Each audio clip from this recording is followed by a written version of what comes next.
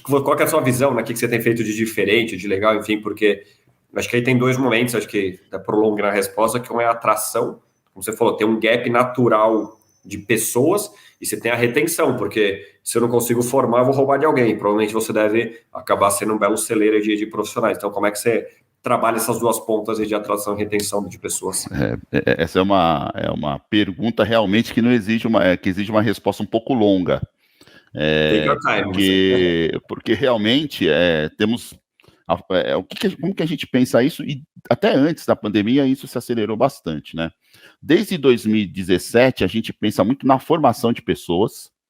Então, desde a nossa fundação em 2009, nós contratamos estagiários e formamos esses estagiários dentro de casa. E para você ter uma ideia, com um plano de carreiras e tudo mais. Então, hoje nós temos sócios que entraram como estagiários na Iteris, diretores que entraram como estagiários na Iteris, o nosso head de gente de gestão entrou como estagiário na Iteris também. Então, a gente tem vamos dizer assim, isso está na nossa veia de formação de pessoas. O que nós fizemos é que a gente teve uma necessidade de aumentar o número da contratação de estagiários. E a gente falou, cara, o estagiário é uma pessoa que não tem um histórico. Então, vamos começar pela formação. Então, como que a gente seleciona sem viés? Porque existe como que a gente faz isso?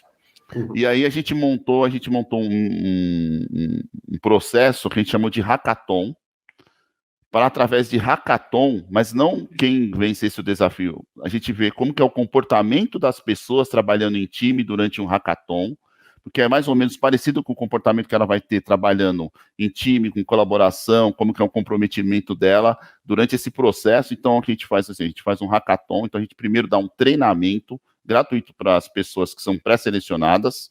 Antes era para todos os inscritos, só que o número de inscritos aumentou absurdamente. Para você ter uma ideia, em 2017, quando nós começamos esse programa, nós tivemos, acho que 100 inscritos. Hoje, nós tivemos, no último agora, que foi agora em março, nós tivemos 4.000 inscritos. Então, muita gente. Só que a gente não tem como treinar todo mundo. Então, a gente começou de forma presencial esse processo. Então, a gente dava treinamento durante um final de semana e no outro final de semana juntava todo mundo, essas 100 pessoas. Na época, a gente juntou em 2 times, 2 grupos de 50 pessoas, e fizemos o hackathon e a gente observou como que foi um comportamento presencial e selecionamos 20 pessoas para iniciarem um programa que a gente chama de Decola. Então, a gente tem um hackathon e Decola, onde elas ficam em treinamento durante 2 meses, simplesmente só treinando. Esse foi o programa inicial, e depois elas vão para as nossas áreas, as nossas unidades de negócios, na verdade, continuar o seu desenvolvimento, e ali a gente acaba a formação das pessoas, atendendo nossos clientes e participando de projetos de nossos diversos clientes e segmentos. Agora, o que a gente fez foi o seguinte: na pandemia, a gente primeiro, nós congelamos isso e depois a gente tornou isso remoto. E aí, quando nós tornamos remoto, a gente fez o hackathon remoto, a gente mobiliza um time bem grande, todo o nosso time de talent existe, mas a gente tem um time de monitoria, então as pessoas, nossos consultores, desenvolvedores, eles fazem questão de ser voluntários nesse dia para participar desse hackathon. E aí eles participam do processo seletivo, a gente então dá o treinamento, e aí você pode perguntar, mas por que vocês dão treinamento?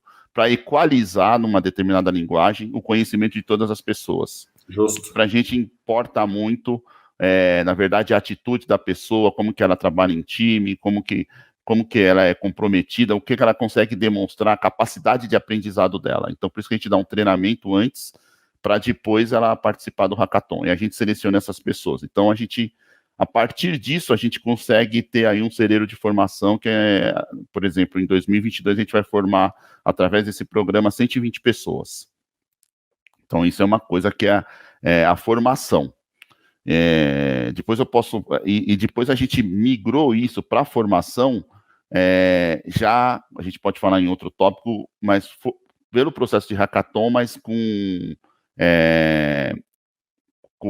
parcerias com ONGs, para também para atrair a formação de pessoas de públicos minorizados, né? Com público de vulnerabilidade social, público LGBTQI+, refugiados, população preta e assim por diante. Demais, bem legal. Então isso, mas a gente fez Inclusão, uma como deve inclusão ser também. feita, né? Legal, Isso, muito diversidade e inclusão. Então, isso é um ponto. E um outro ponto também que a gente investe bastante em treinamento. Então, as pessoas do Hackathon, elas ficam, inicialmente eram 2 meses, depois a gente aumentou para 3 meses de formação, para que elas ficam só em formação mesmo, e não só em formação técnica. A gente também dá cursos de soft skills, de comunicação, entre outras coisas, para elas, quando elas começarem a atuar, elas estarem mais bem preparadas. Porque a gente não tem aquela, eu só gostaria de alunos do último ano, a gente não tem a gente indifere para a gente se a pessoa está no primeiro semestre ou no último do curso superior. A gente pega todo mundo, a gente abre para todas as pessoas se inscreverem. Então, a gente atua primeiro nisso daí. E na parte de atração, a ITERES, desde a sua fundação, em 2009, hoje é comum isso, mas em 2009 não era, o que era comum, a gente tem um programa de partnership. Então, hoje nós temos 26 sócios.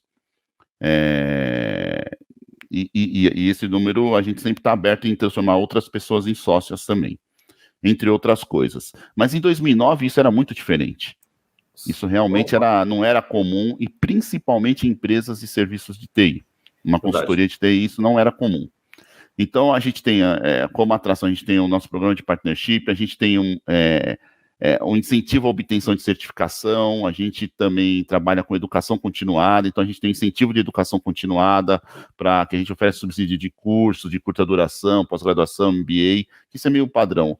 E também a gente tem, por exemplo, um programa que a gente chama de incentivo de longo prazo para retenção, que aí é através de phantom share, pagamento de bônus, e a gente investe bastante em plano de carreira e feedback constante. Então, a nossa cesta de benefício é flexível, nós temos bônus de contratação para atrair as pessoas também, porque uma pessoa às vezes fica em dúvida, por que eu vou pegar um outro desafio? A gente tem um bônus de contratação, então a gente tem diversos programas, e a gente conta muito com o nosso time mesmo, o nosso bom ambiente faz que os nossos colaboradores indiquem bastante as pessoas.